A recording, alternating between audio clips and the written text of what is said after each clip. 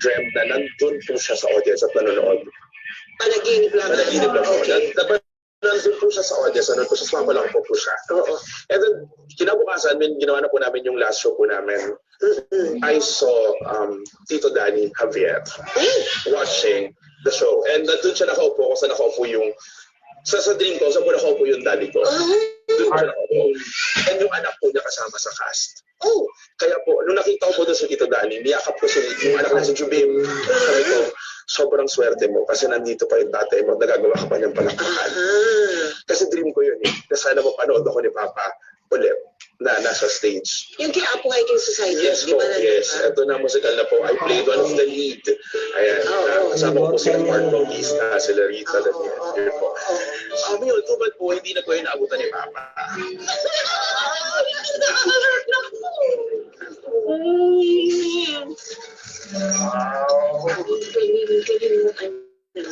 Sigurado ako kung palakpak sa namin ang bago mo. Sobrang sigurado rin po ako. Pag may sinusuportahan ko rin ako ni Papa. So, nasunod ako sa namin. Hi. I'm Fritz, right? Yes po. I am from GA7. I produced The Clash. I really think that you have the talent to win. Pero sasali ang anak ko. Magaling po siya. At ito, meron po ba kayong calling card?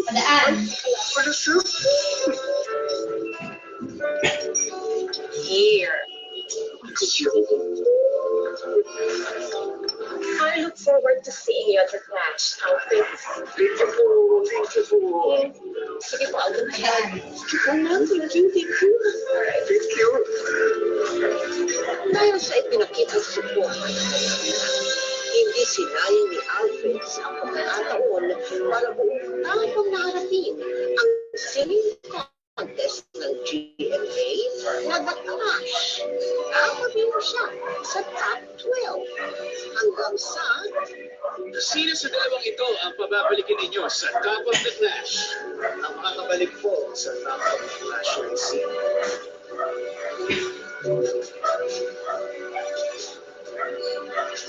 Welcome back to our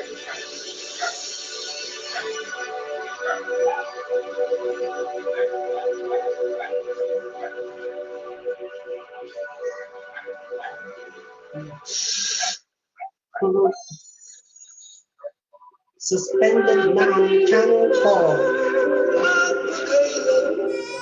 Subscribe now to #MPK YouTube channel to click here to subscribe your channel. And click the notifications bell to below. Thank you for watching. See you soon. Bye-bye.